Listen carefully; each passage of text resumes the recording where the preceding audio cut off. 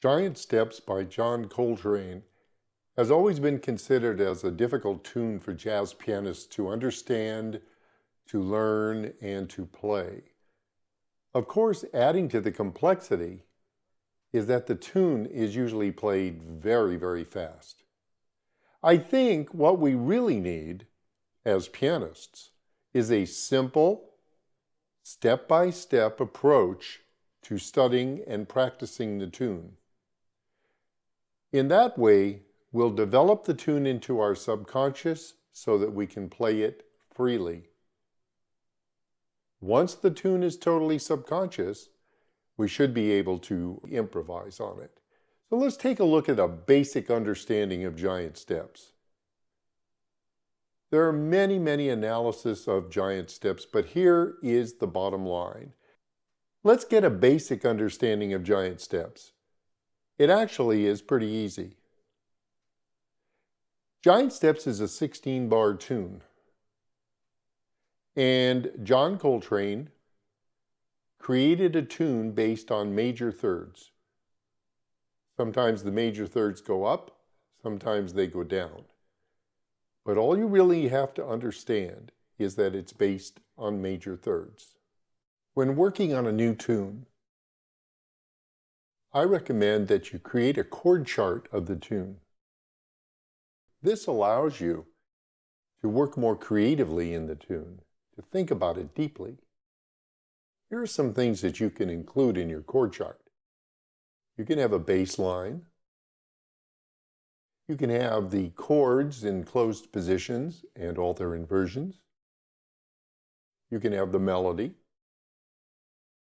You can have the chord names. You can have all the scales for every chord. You can also include any analysis that you'd like to remember later on and to think about. Once you have your chord chart, then you can really start working on your tune. I don't recommend that you practice this tune the way you see it in a basic chart of the tune. I think it's confusing. Here's an easier way to practice the tune. I call it chord flows. The first chord flow is in the first three measures of Giant Steps.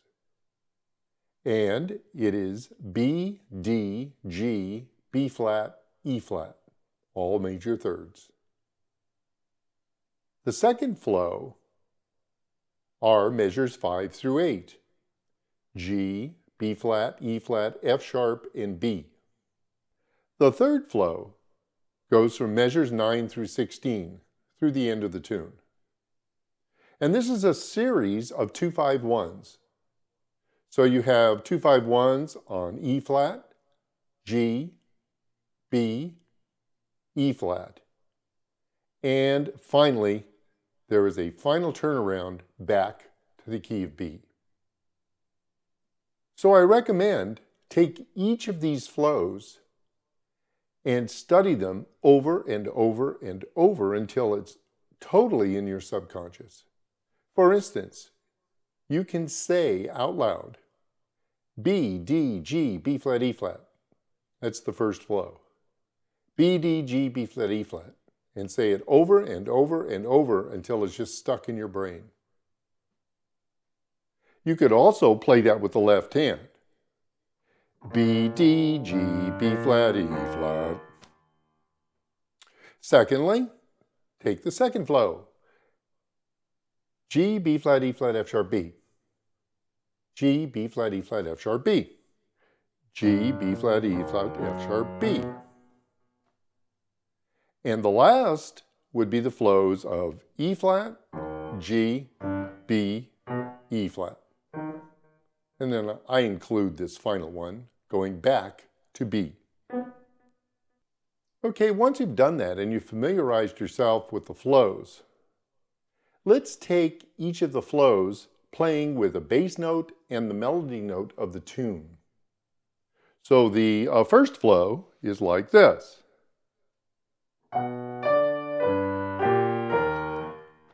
And you could do that over and over.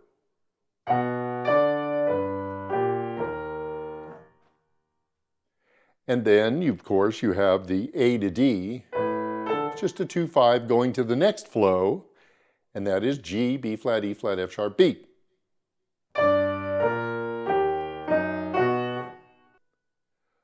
Once you've done that, you start a series of 2-5-1s going from E flat, then to G, then to B, then to E flat, and finally going to B.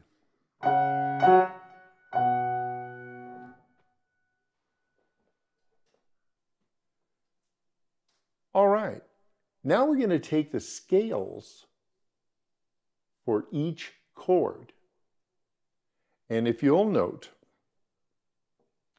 we have a B major 7th, and it's a B major scale. Here's the D, we'll play D mixolydian to G, to B flat mixolydian. The mixolydian is a major scale with a flatted 7th and an E flat major 7 scale. Now, also at this time, I cannot explain all the jazz scales that are available. But what I am suggesting is that if you have a book of scales, if you've studied scales, it's very important that you practice scales for every chord in this tune. That's going to enable you to play the tune. You'll see when we start soloing. Once you've done that, let's take the closed position chords of the left hand and practice them over and over and over for each flow. So we'll start with B major 7th. This is an inversion of B major 7th. Here's the original chord in the original root position. And then you have, of course, all the inversions. So I don't recommend playing the root position, but I do recommend playing all the other inversions in B major 7th. Okay? Now we have a D7, and for this, I'm using a D7 9-13. Okay, here's our D7. Here, if I had a bass note, it would be D. Here's the 3rd, the flat 7, the 9, and the 13th. Okay? Then we're going to a G major 7th, a B flat 9-13, 7-9-13 chord, and an E flat major 7-9. Now, I don't have time here to explain every chord, so if you have a chord dictionary, you can find these chords, or you can look at my series, the Jazz Skills for Piano. Now we're going to play a 2-5 taking us to the second flow. We're going to G major 7th, so it's going to be G, B flat, E flat, F sharp, B. So we're going to play A minor to D 7th, and we're going to start the second flow.